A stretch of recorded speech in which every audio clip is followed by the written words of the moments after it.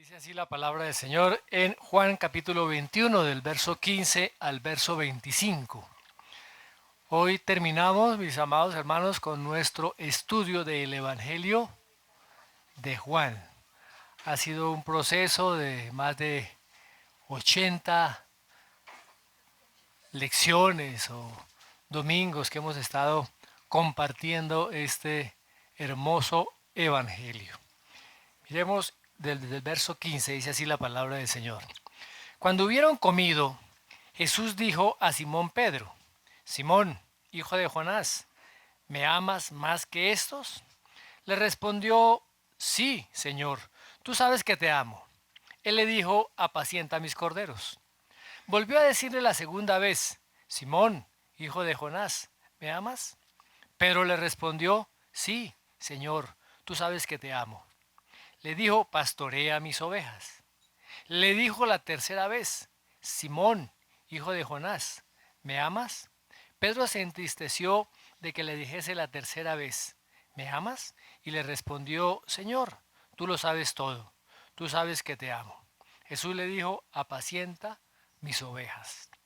De cierto te digo, cuando eras más joven, te ceñías e ibas a donde querías. Mas cuando ya seas viejo, extenderás tus manos y te ceñirá otro y te llevará a donde no quieras. Esto dijo dando a entender con qué muerte iba de glorificar a Dios. Y dicho esto, añadió: sígueme. Volviéndose Pedro, vio que le seguía el discípulo a quien amaba Jesús, el mismo que en la cena se había recostado al lado de él y le había dicho: Señor, ¿quién es el que te ha de entregar? Cuando Pedro le vio, dijo a Jesús: Señor, ¿y qué de éste? Jesús le dijo: si quiero que él quede hasta que yo venga, ¿qué a ti? Sígueme tú. Este dicho se extendió entonces entre los hermanos de que aquel discípulo no moriría. Pero Jesús no le dijo que no moriría, sino: si quiero que él quede hasta que yo venga, ¿qué a ti? Este es el discípulo que da testimonio de estas cosas y escribió estas cosas, y sabemos que su testimonio es verdadero. Y hay también otras muchas cosas que hizo Jesús, las cuales, si se escribieran una por una, pienso que ni aún en el mundo cabrían los libros que se habrían de escribir. Amén. Muy bien, mis amados hermanos. Hoy se escucha desde muchos lugares y particularmente desde muchos púlpitos, supuestamente cuando se predica el Evangelio, a que las personas puedan realizar su vida, a que las personas puedan cumplir, alcanzar sus metas y esos sueños que hay en su corazón. Pero cuando nosotros vamos a la palabra y vamos a ver el verdadero llamamiento que el Señor hace a través de el Evangelio, el de el seguir a Jesucristo, vemos que es realmente una llamada a la negación personal. El llamado que hace el Evangelio no es un llamamiento a mi ego, no es un llamamiento a realizar mis propios sueños, a realizar mis deseos. El Evangelio no es un llamado a nuestra realización personal. Eso sería un cristianismo, como dicen por ahí, aguachento, flojo, superficial. El verdadero Evangelio llama a los pecadores a que se arrepientan y que se sometan totalmente a la autoridad de Jesucristo. A veces parece contradictorio. ¿Quieres ganar tu vida? Tienes que perderla. ¿Quieres ganar? Aprende a perder. ¿Quieres llenar tu vida? Vacíate. Y llénate de Cristo. Ahora, el mensaje que el Señor Jesucristo trajo no es un mensaje fácil de practicar. ¿Ah? Aunque era un mensaje consolador y un mensaje lleno de buenas nuevas, también era un mensaje amenazante. ¡Wow! ¿Por qué? Porque el Señor Jesucristo no hizo fácil la salvación. La predicación del Señor Jesús estaba motivada por el amor, por la compasión, estaba llena de bondad, de gracia, de misericordia, ofreciendo gozo, ofreciendo paz, pero tenía una exigencia extrema. Ojo con esto, mis amados hermanos. El Señor Jesús nunca nos planteó las cosas de manera fácil. Nunca planteó a los pecadores una manera sencilla de acercarse a Él. Él nunca hizo o nos dio una idea de una salvación fácil. Eso no está en la palabra. Él mismo lo declaró allá en Lucas 9:62. Dice, ninguno que poniendo su mano en el arado mira hacia atrás es apto para el reino de Dios. Y en muchas ocasiones Él advirtió a todos aquellos que lo seguían que deberían estar dispuestos a negarse a sí mismos. Y Él mismo planteó el costo de seguir a Cristo. Lucas 14:26 es un ejemplo de eso. Veamos lo que dice el texto. Dice, si alguno viene a mí y no aborrece a su padre y madre y mujer e hijos y hermanos y hermanas y aún también su propia vida, no puede ser mi discípulo. Y el que no lleva su cruz y viene en pos de mí no puede ser mi discípulo. Porque ¿quién de vosotros, queriendo edificar una torre, no se sienta primero y calcula los gastos a ver si tiene lo que necesita para acabarla? No sea que después que haya puesto el cimiento y no pueda acabarla, todos los que lo vean comiencen a hacer burla de él diciendo, este hombre comenzó a edificar y no pudo acabar. ¿O qué rey, al marchar a la guerra contra otro rey, no se sienta primero y considera si puede hacer frente con 10,000 al que viene contra él con 20,000? Y si no puede, cuando el otro está todavía lejos, le envía una embajada y le pide condiciones de paz.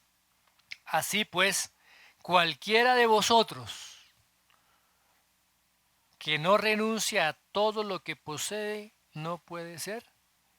Y ese cualquiera de vosotros nos involucra a cada uno de nosotros. Los involucra a ustedes y me involucra a mí. En el Evangelio de Mateo también, allá en el capítulo 7, versos 13 y 14, el Señor hace una exhortación. Él dice, entrad por la puerta estrecha, porque ancha es la puerta y espacioso el camino que lleva a la perdición, y muchos son los que entran por ella.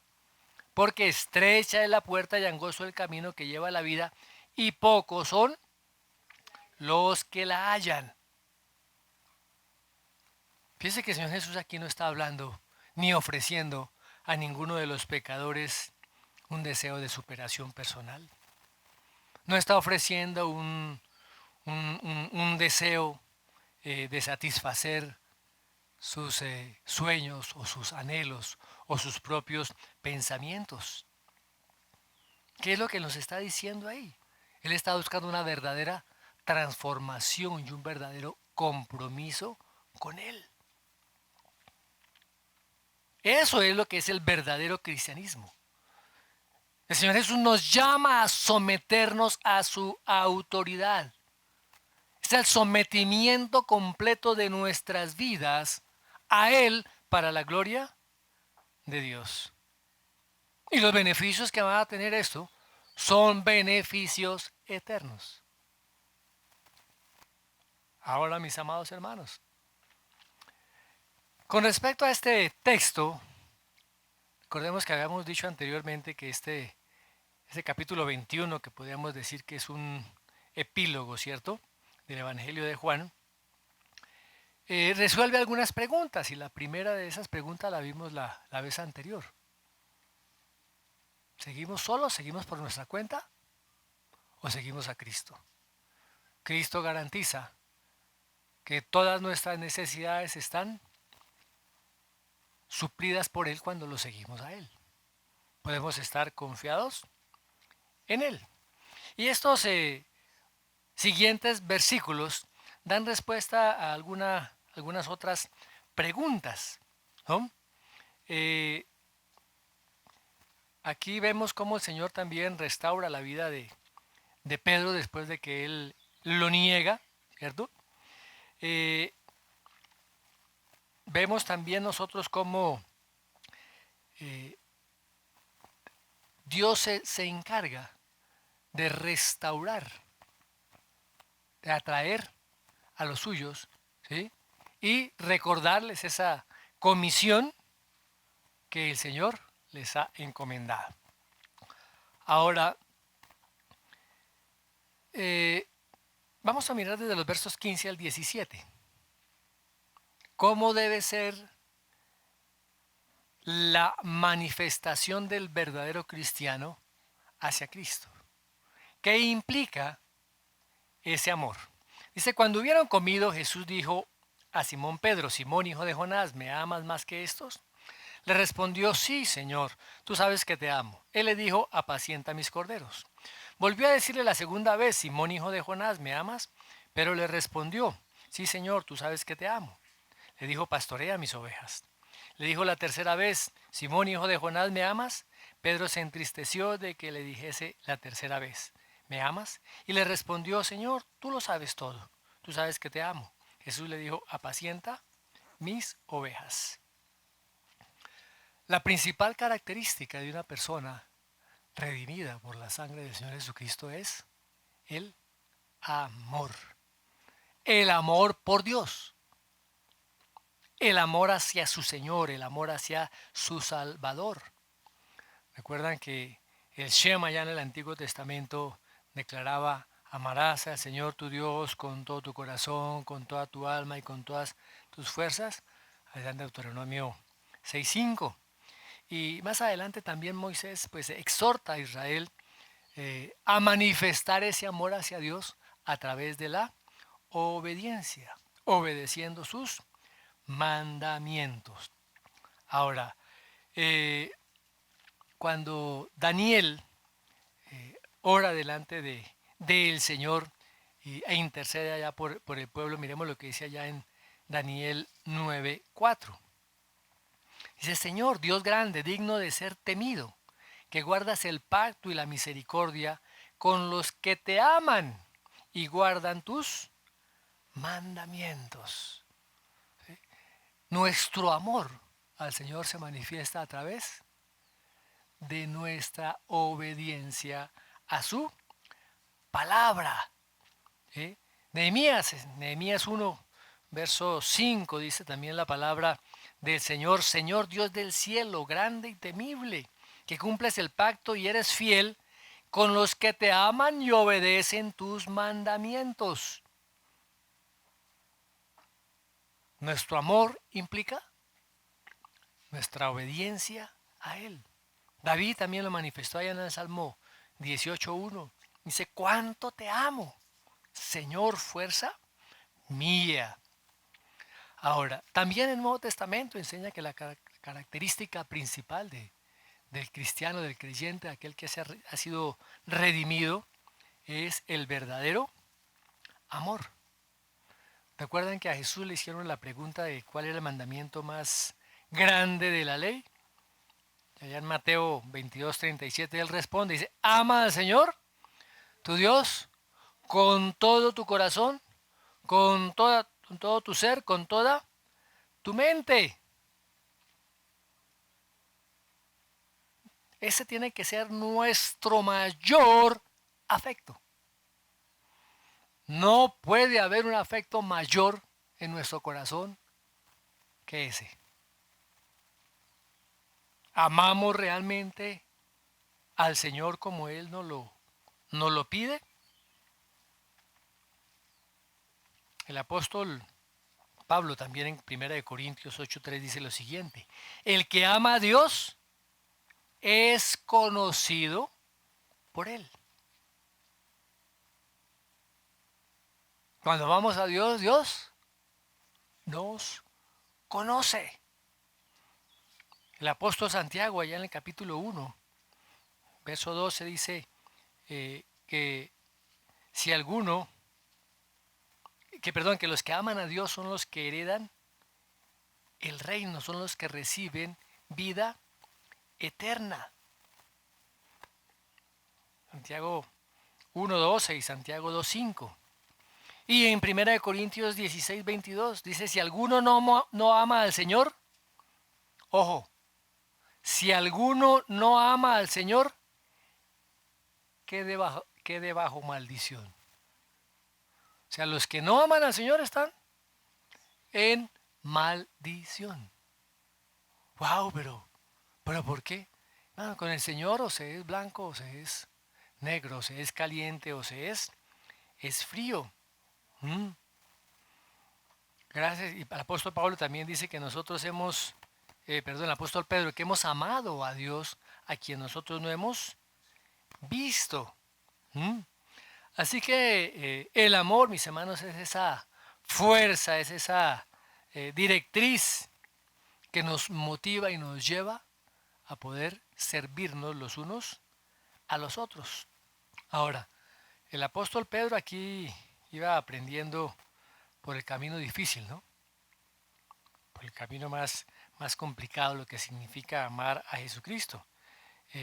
Recuerdan que cuando ya habían terminado la cena, Pedro había manifestado nuevamente su devoción al Señor Jesucristo. Que le pregunta cuando el Señor Jesucristo dice que él se iba. Y Pedro le dice, pues ¿a dónde vas? Y el Señor le dice, a donde yo voy, no me puedes seguir ahora. Más tarde me seguirás. ¿Y qué le dice Pedro? Señor, ¿por qué no te puedo seguir ahora? Mi vida pondré por ti. Estoy dispuesto. ¿Qué hay que hacer? En Juan 13, ¿se acuerda que lo vimos? En Juan 13, 36 y 37. Pero vemos más adelante que no fue así. Allá en Mateo 26, 33, él también afirma, dice, aunque todos se escandalicen de ti, yo nunca me escandalizaré. ¿Y qué pasó a la hora de la verdad? Ese amor que había confesado Pedro falló. Negó 3 veces haber conocido al Señor Jesús. O sea que a veces son palabras jactanciosas. ¿Cuánto te amo, Señor? Pero a la hora de obedecer, a la hora de demostrar con nuestros hechos que estamos obedeciendo la palabra del Señor, lo negamos. Lo negamos. Nuestras vidas realmente están manifestando que amamos a Dios. Y lo manifestamos a través de la obediencia a su palabra. Por eso podemos decir que la marca esencial del amor es la obediencia. Yo no puedo decir que amo a Dios sin obedecer su palabra. Mira lo que el Señor dijo en Juan 14:15. Si me amáis, guardad mis mandamientos. Y mira lo que dice el verso 21. El que tiene mis mandamientos y los guarda, ese es el que me ama. Ese es el que verdaderamente me ama. ¿Y qué dice primera de Juan 5:3? Pues este es el amor a Dios, que guardemos sus mandamientos. Y sus mandamientos no son gravosos. Segunda de Juan 6. Dice, y este es el amor, que andemos según sus mandamientos. Este es el mandamiento, que andéis en amor, como vosotros habéis oído desde el principio. A ver, para el Señor tenía el conocimiento de que Juan iba a ser una ficha importante allí en los inicios de la iglesia. Él lo había escogido precisamente para eso. Y la vida de Pedro necesitaba ser restaurada. ¿Eh? Tenía Pedro que entender que aunque él había abandonado en los momentos más críticos al Señor Jesús, el Señor Jesús no lo había abandonado ni lo había todavía o no lo había desechado. ¿Mm? Ahora, ¿cómo fue esta negación de Pedro? No fue de manera privada, sino que fue de manera pública. Así que el Señor hace esta restauración también de manera pública. Ya el Señor se había encontrado con Pedro resucitado en unos días antes, pero Él hace esta restauración de manera pública. Y dice la palabra cuando hubieron comido. Recuerden que el Señor les compartió pescado y pan. Y lo llamó. ¿Cómo lo llama? Simón, hijo de Jonás. ¿Eh? Es como cuando lo van a uno a regañar, ¿no? Javier Alfredo. ¿Qué será que me van a decir? ¿No es así? ¿No era así en la casa? ¿No era así en la casa? Recuerden que el Señor Jesús le había dado por sobrenombre a Simón Pedro, ¿cierto? Pedro.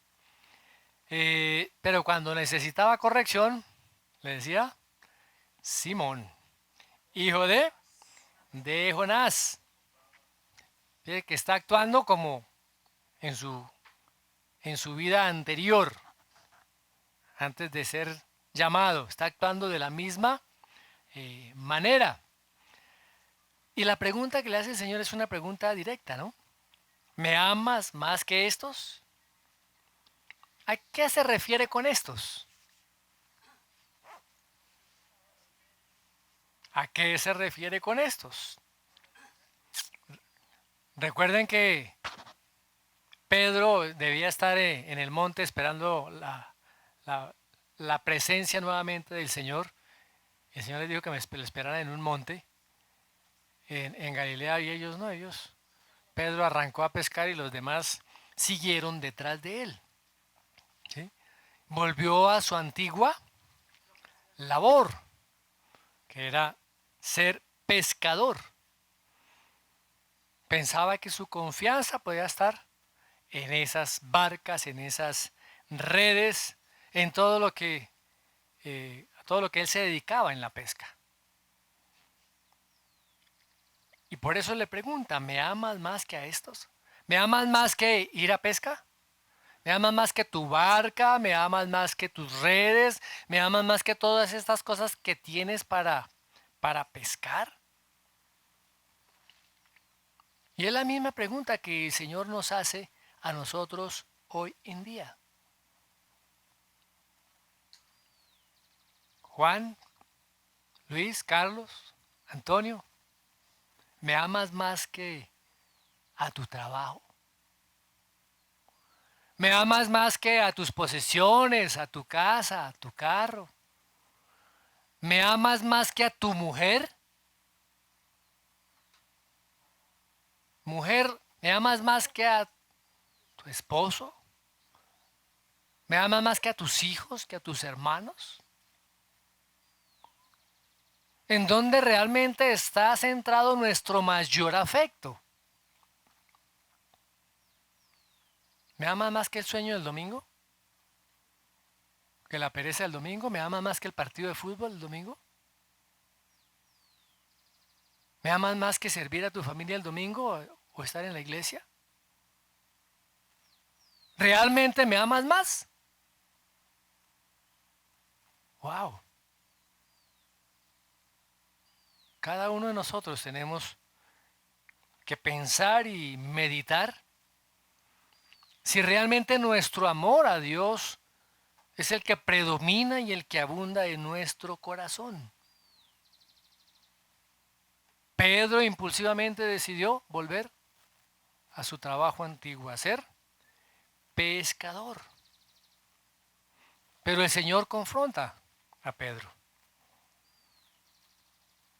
Él lo había llamado ya. Dios, el Señor Jesucristo, perdón, le había hecho un llamado a Pedro. Él le había dicho, sígueme y te haré pescador de hombres. En otra ocasión dijo, mire, nadie puede servir a dos señores porque amará al uno y aborrecerá al otro, estimará al uno y menospreciará al otro. No podemos servir a Dios y a las riquezas. Es abandonar, mis amados hermanos, totalmente nuestra vida anterior y seguirlo a Él. Y teniendo como base el fundamento del amor, que nos lleva a la obediencia. Ahora, ¿qué le responde Pedro? Sí, Señor, tú sabes que te amo.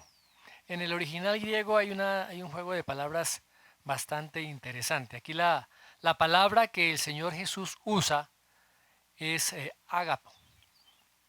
El amor ágape. ¿Sí?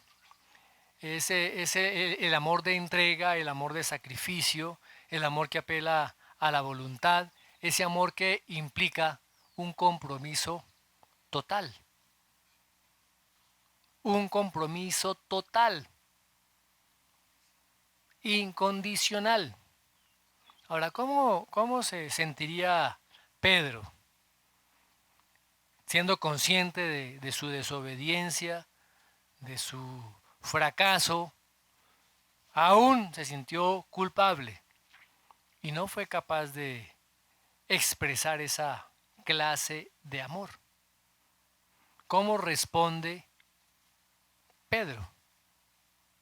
Sí, Señor, tú sabes que te fileo. Él no contestó, sí sabes que te ágapo. El fileo es otra manera o es otra forma de amor.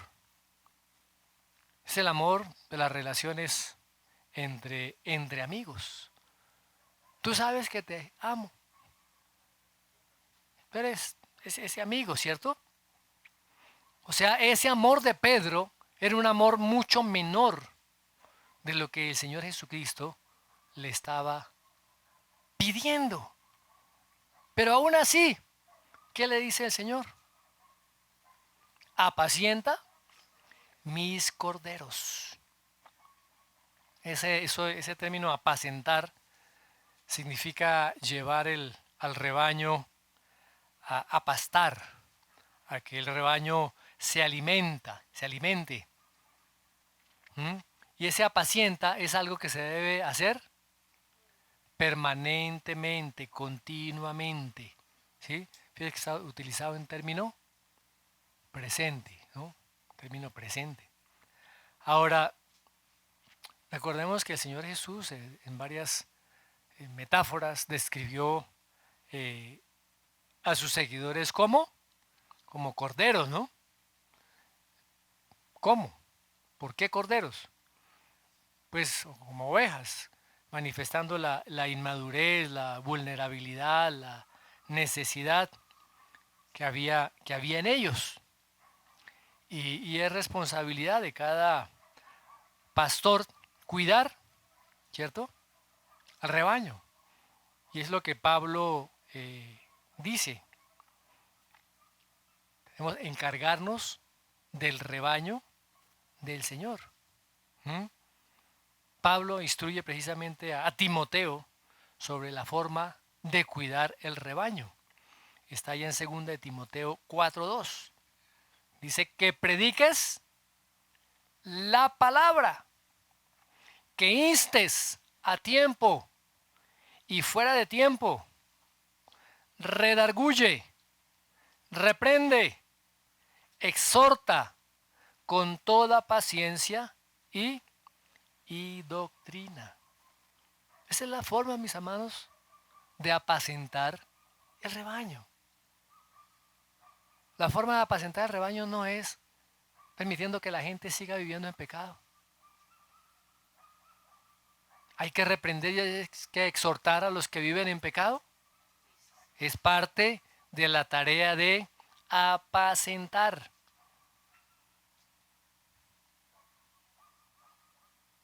Pero a nosotros nos gusta es que nos echen cepillo, nos diga tranquilo, que ahí va bien derechito para el infierno. Mis hermanos, es tarea que nos corresponde. Redarguir, reprender y exhortar. Dice aquí la palabra. Ahora, ¿cómo se reprende? Con paciencia y con doctrina. Es con lo que la palabra de Dios dice, no con lo que nos parece a nosotros, sino con la palabra de verdad. Muy bien. ¿Ahí estamos bien? ¿Qué hace nuevamente el Señor Jesús? Volvió a decirle la segunda vez: Simón, hijo de Jonás, ¿me amas? Otra vez el Señor utiliza la misma palabra para amor. La palabra ágape. ¿Y cómo contesta Pedro? Con la misma palabra anterior, fileos. ¿Y qué le dice el Señor? Pastorea. Ya no le dice apacienta, sino pastorea. Posiblemente era un término, un sinónimo de la palabra anterior. O sea, de la responsabilidad de estar supervisando el rebaño. Muy bien.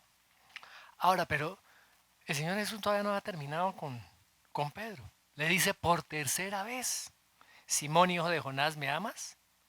Pedro se entristeció de que le dijese la tercera vez: ¿me amas? ¿Por qué? Porque la tercera pregunta que el Señor Jesús le hace ya no es con ágape, sino es con fileo. Y realmente, por lo menos, me amas filialmente, ya que no alcanzas a amarme de la manera del amor ágape, por lo menos de el amor filial. Él estaba, por lo menos Pedro estaba afirmando que había un amor filial. Y el Señor está cuestionando: ¿realmente ese amor filial está en ti? ¿Con ese amor me amas? Pues eso contristó también a Pedro. ¿Y qué hizo Pedro? Apelar simplemente a la omnisciencia del Señor. Y le dice: Señor, ¿tú lo sabes? Todo. ¿Tú sabes qué? Te amo. Pedro acepta ese reconocimiento que hace el Señor de su propia imperfección y de su propio fracaso en un momento dado. Pero fíjese que el Señor con misericordia vuelve y le hace un encargo: apacienta mis ovejas. 3 veces lo había negado y ahora 3 veces lo restaura de manera pública. Aquí hay un autor que es Kostenberg, que dice lo siguiente, abro comillas: tal vez al final Pedro aprendió que no puede seguir a Jesús con sus propias fuerzas y se dio cuenta de la vacuidad de afirmar su propia lealtad de forma tal que se apoyara más en su propio poder que en el que Jesús le daba. Igualmente, hoy en día, no debe usted confiar en sus propias promesas de lealtad, pues traicionarán su propia confianza, mas sí en la conciencia humilde de sus limitaciones personales, cuando actúa con las mejores intenciones. Ahora, ¿qué pasó con Pedro? Pedro permaneció obediente a la comisión que el Señor le había encargado. ¿Por cuánto tiempo? Por el resto de su vida. ¿Y qué hizo desde aquel momento? Proclamar el Evangelio, como lo vemos en el primer sermón de Pedro allí en Hechos capítulo 2, pero también su trabajo de cuidar, de alimentar el rebaño que el Señor le había dado. Y miren lo que dice Pedro ya al final de sus días, allá en su primera carta, en el capítulo 5, verso del 1 al 3. Dice, ruego a los ancianos que están entre vosotros, yo anciano también con ellos, y testigo de los padecimientos de Cristo, que soy también participante de la gloria que será revelada. Apacentad la grey de Dios que está entre vosotros. ¿Dónde estaba ese término apacentar? Cuando el Señor le dice dos veces apacentad y una vez pastoread, ¿no? Apacentad la grey de Dios que está entre vosotros, cuidando de ella, no por fuerza, sino voluntariamente, no por ganancia deshonesta, sino con ánimo pronto, no como teniendo señorío sobre los que están a vuestro cuidado, sino siendo ejemplos de la grey. La iglesia, el rebaño. Muy bien. Ahora, ¿qué estamos nosotros dispuestos a sacrificar por Cristo? Hágase esa pregunta. ¿Qué estoy dispuesto a sacrificar por Cristo? Uy, qué pregunta, asusta esa pregunta, ¿no? ¿Qué estoy dispuesto a sacrificar por Cristo? Miremos el texto que sigue, verso 18 y la primera parte del verso 19. De cierto te digo, cuando eras más joven te ceñías e ibas donde querías, mas cuando ya seas viejo extenderás tus manos y te ceñirá otro, y te llevará a donde no quieras. Esto dijo, dando a entender con qué muerte iba de glorificar a Dios. Fíjense que el Señor Jesús estaba hablando aquí acerca de el sufrimiento que iba a tener Pedro. El sufrimiento. Aquí no le está ofreciendo casa, carro y beca. ¿Qué le está diciendo ahí el Señor Jesús a Pedro? Le va a costar. Tienes que pagar un gran precio. El mismo Señor cuando comisiona a sus discípulos, allá en Mateo 10, 38, 39, dice, el que no toma su cruz y sigue en pos de mí no es digno de mí. El que halla su vida, la perderá.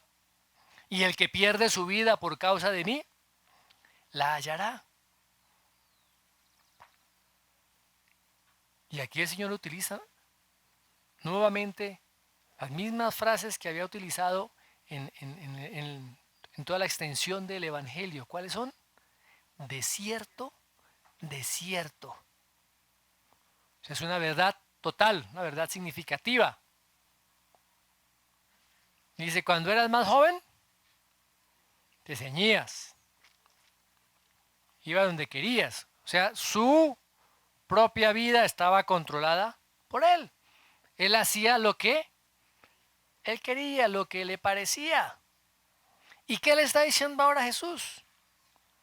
Mas cuando ya seas viejo, extenderás tus manos y te ceñirá otro y te llevarán a donde no quieras. Estaba diciendo, mire, va a haber un día en que otros te van a sujetar. En que otros te van a atar. En que otros te van a llevar hasta la muerte. ¡Wow! Por eso dice, extenderás tus manos. Recuerden que a Pedro lo crucificaron también, le murió crucificado. Por eso el Señor dice, esto dijo dando a entender con qué muerte iba de glorificar a Dios. Uy, pero ¿cómo que la muerte puede glorificar a Dios?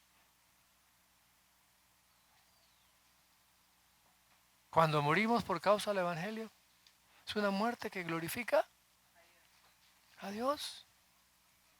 Si nuestra vida es para glorificar a Dios, también nuestra muerte glorifica al Señor.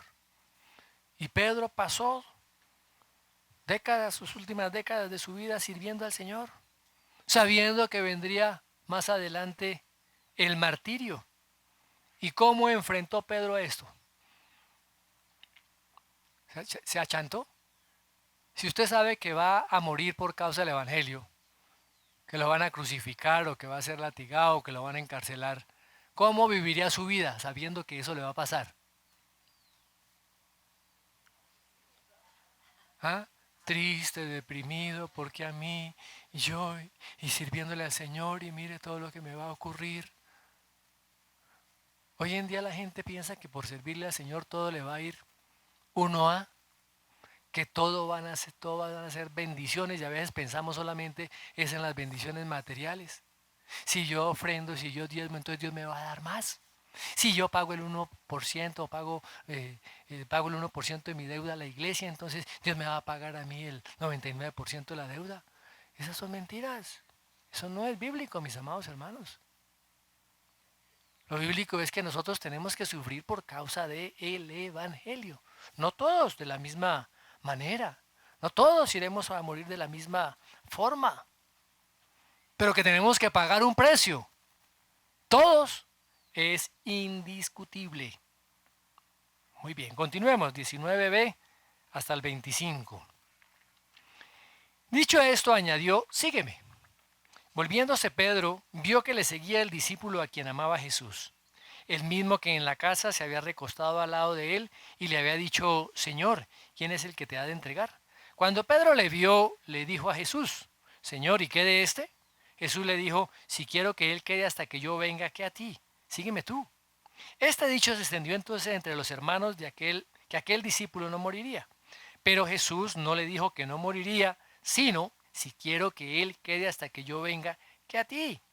Este es el discípulo que da testimonio de estas cosas y escribió estas cosas, y sabemos que su testimonio es verdadero. Y hay también otras muchas cosas que Jesús hizo, las cuales si se escribieran una por una, pienso que ni aún en el mundo cabrían los libros que se habrían de escribir.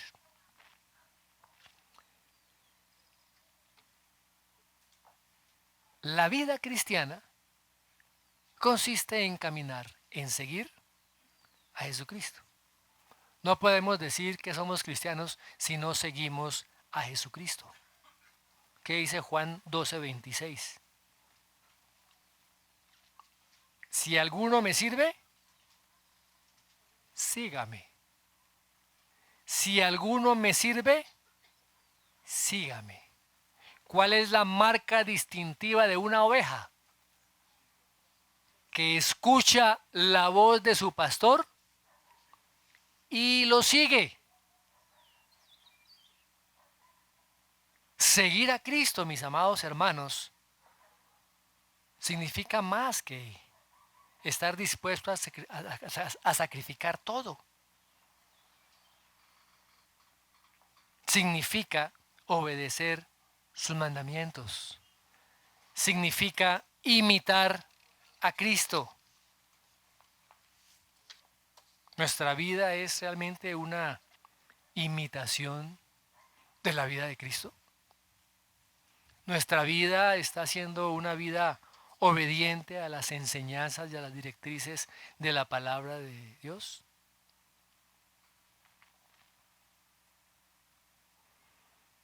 Después de que el Señor le habla de la muerte a Pedro, ¿qué le dice? Sígueme, sígueme.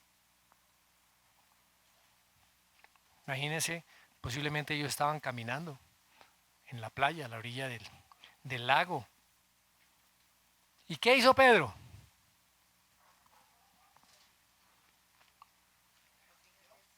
Pues comenzaron a caminar con el Señor. Pero dice que volviéndose Pedro, vio que le seguía el discípulo a quien amaba Jesús, el mismo que en la cena se había recostado al lado de él y le había dicho, Señor, ¿quién es el que te ha de entregar? Ahora fíjese que Juan así mismo no se menciona en el Evangelio, ¿no? se refiere en estos términos, el discípulo amado. Y habla de la persona que se había recostado al lado de Jesús y que le había preguntado quién es el que te ha de entregar. O sea que no deja dudas de que es Juan, ¿m? Uno de los discípulos del círculo íntimo de el Señor Jesús. Ahora, eh, ¿por qué estaba interesado Pedro? ¿Y por qué le pregunta Pedro acerca de Juan? Señor, ¿y qué de este? ¿Sí? ¿Qué de este? ¿Mm? A mí me está diciendo que voy a tener una muerte tenaz. ¿Y este qué? ¿Por qué no le dice también a los demás? ¿Por qué a mí solo, cierto? ¿Mm? Fíjese que el Señor contesta de una manera fuerte y lo está reprendiendo, ¿no? Si quiero que Él se quede hasta que yo venga, ¿qué a ti? ¿Qué? Cuál es el problema con Él? O sea, no le importa a usted lo que vaya a pasar con el otro. ¿Ah? No le tiene que importar eso. Lo que estoy diciendo es que me tienes que seguir tú. Mucha gente se excusa en otros para no seguir a Cristo. No ve que ese dice que es cristiano, pero mire cómo vive. Mire lo que dice. Miren sus negocios. Eso jamás debe ser una excusa a nosotros para seguir a Cristo, mis amados hermanos. El hecho de que algún pastor caiga no es ninguna excusa para no seguir a Cristo.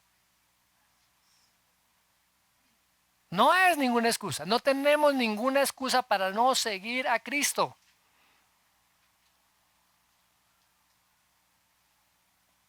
Tenemos que conocer a Cristo. Tenemos que amar a Cristo, obedecer a Cristo y seguir a Cristo independientemente de los demás. Yo no puedo fijar mis ojos en otro. Tengo que tener puestos mis ojos en Jesús, el autor y consumador de la fe. Ahí debe estar nuestro servicio, ahí debe estar nuestra devoción. Y la salvación es algo personal. Personal. Usted no puede salvar a su esposo porque usted aceptó a Cristo. El esposo tiene que aceptarlo. Sus hijos. La salvación es personal. Ahora Juan termina su evangelio y da algunas respuestas para cerrar finalmente su relato. Dice que se extendió un rumor, ¿cierto? Entre los hermanos, de que aquel discípulo no moriría. Así a veces hay chismes en la iglesia, ¿no? Se dice algo y alguna persona lo coge de otra manera y dice otra cosa. Es que el pastor dijo esto, es que el pastor me dijo esto. ¿Ah? Y mire el chisme que se inventaron. Se extendió entonces entre los hermanos que aquel discípulo no moriría. ¿Eso dijo Jesús? No, eso no lo dijo Jesús. ¿Qué dijo Jesús? Si quiero que Él quede hasta que yo venga, ¿qué a ti? Pero ahí no estaba diciendo que no iba a morir. ¿Mm? Nada de malos entendidos. Si no hemos entendido algo, preguntémoslo nuevamente. Preguntemos, con eso nos evitamos problemas, malos entendidos, chismes, divisiones entre nosotros. Ahora Juan dice que el discípulo que da testimonio de estas cosas, que escribió estas cosas, que sabe estas cosas, pues es él. Que él lo vio, que él lo experimentó. ¿Mm? Y dice que su testimonio es verdadero. O sea que Juan fue testigo ocular de todo lo que él narra en el Evangelio. Ahora, también dice que hay tantas cosas, muchas cosas, que el Señor Jesucristo hizo, que si se escribieran una por una, dice, pienso que no, que en el mundo no cabrían los libros que se habrían de escribir. Juan, el apóstol Juan, dirigido bajo la inspiración del Espíritu Santo, escoge un material precioso, material glorioso para presentar al Señor Jesucristo como el Mesías, como el Hijo de Dios. Y porque por esas declaraciones y eso que él escribió, muchos pudieran conocerlo, recibirlo, aceptar su obra. Ahora, fíjense que hay como un conocimiento limitado, porque él dice serían muchísimos los libros, pero lo que nosotros necesitamos saber, Dios lo dejó escrito a través de los instrumentos que él utilizó, en este caso los 4 evangelistas. ¿Mm? Muy bien. Mis amados hermanos, cerrando ya este últimos versículos de Juan, es triste ver cómo Israel niega a su propio Mesías. Vino a manifestar el amor de Dios, vino a manifestar la misericordia de Dios, vino a otorgar perdón, lo manifestó a través de sus obras de sanidades, de liberaciones, de milagros prodigiosos, se lo manifestó a Israel. Y como dice en los primeros versículos, la luz vino al mundo y los hombres prefirieron las tinieblas. Cuando la luz es evidente, ahí está la luz. Y los hombres rechazan la luz. Lo único que viene para ellos es el juicio más horrible, es el juicio más severo. Miremos lo que dice ya Mateo 23, 34 al 36. Por tanto, he aquí yo os envío profetas y sabios y escribas, y de ellos a unos mataréis y crucificaréis, y a otros azotaréis en vuestras sinagogas, y perseguiréis de ciudad en ciudad para que venga sobre vosotros toda la sangre justa que se ha derramado sobre la tierra, desde la sangre de Abel el justo hasta la sangre de Zacarías, hijo de Berequías, a quien matasteis entre el templo y el altar. De cierto os digo que todo esto vendrá sobre esta generación. ¿Vino sobre esa generación? ¿Qué pasó? Acuérdense que para los israelitas una generación era aproximadamente 40 años. El Señor Jesús murió aproximadamente en el año 30. Súmele 40. 70. ¿Qué pasó en el año 70 después de Cristo? La destrucción de Jerusalén y la destrucción del templo. Esa generación quedó azotada.